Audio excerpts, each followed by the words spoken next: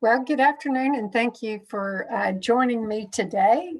Maybe morning or evening in your time frame, but here we are for week 5 of creating a sustainability plan for your city or for your campus. So we are making great progress. So without further ado, let's continue on.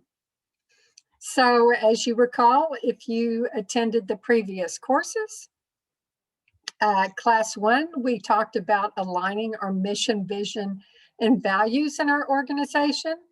In Class 2, we talked about the framework of our sustainability plan. Class number 3, we went through a SWOT analysis and created a SWOT analysis for our city or campus. In class number 4, we discussed benchmarking tools. Now, class number 5, today we're going to talk about gap analysis.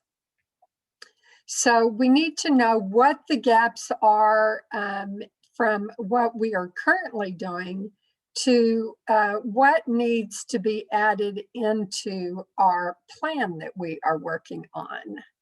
So what are the gaps? So if we were doing this in person or online for you guys, we would start talking about the various, what I call parking lot items from class 1 and class 2, so that we could get this plan filled out. And then we would discuss a little bit about the strengths, opportunities, weaknesses, and threats that you all had determined from your SWOT analysis. And then talk about benchmarking and what kind of gaps did you find out when you did your benchmarking? Were there customer service gaps? Is there financial gaps in your organization? Environmental gaps? Work environment gaps? Educational gaps for your employees? Employee engagement gaps? Leadership feedback gaps? These are all things we would have uncovered in our previous classes. And then today we would go through and look at what those gaps are and how we can address them. So customer service, what does customer service mean? It means satisfied customers. So if you could change just one thing, what would it be? What can you do better? What do you do well? And you can also baseline your customer satisfaction to see how are you doing with customer service. Positive cash flow. Are your processes documented? Where is the waste in your city or campus? Who have you benchmarked against? Have you documented your processes? Have you created a review team of your various processes? Have you identified duplication of effort? And what do your benchmarks look like?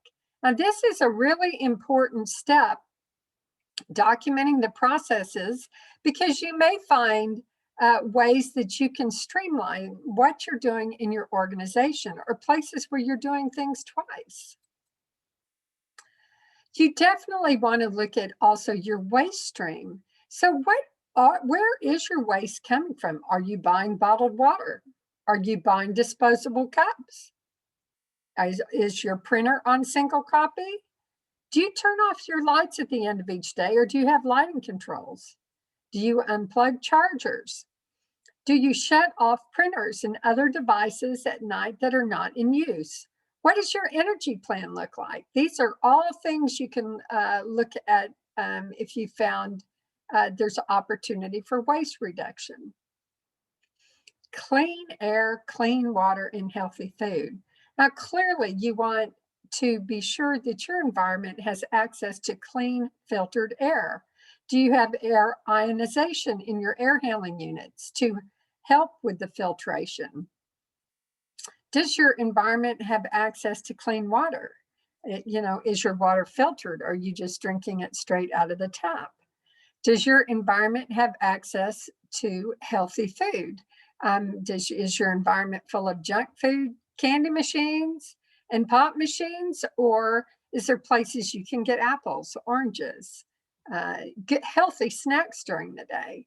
These are all things you would want to look at. Health and wellness. What is the state of your employees' mental, physical, and emotional health? And you can kind of assess this by looking at absenteeism. Do you have high absenteeism? Do you have high uh, medical costs? Why do you suppose that is? What kind of programs are you offering your employees to help maintain their health and wellness? Education. Do your employees receive regular training? Do your employees know policies and procedures? Do your employees have the opportunity to receive the education they want? Are you measuring and monitoring training for your employees? All of this is extremely important in having a sustainable workplace. So, what do you think?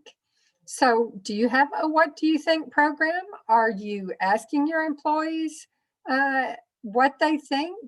Do you have any employee engagement um, uh, policies and procedures? Do you ever ask your employees if you could change one thing, what would it be? What can we do better? What do we do well? Do you have a vision board in your workplace? And have you baselined your employee satisfaction? Do you have a positive work environment? Is anybody looking at emails, phone calls, listening in on phone calls at meetings? What is the environment? How are people treating each other? How are you measuring behaviors?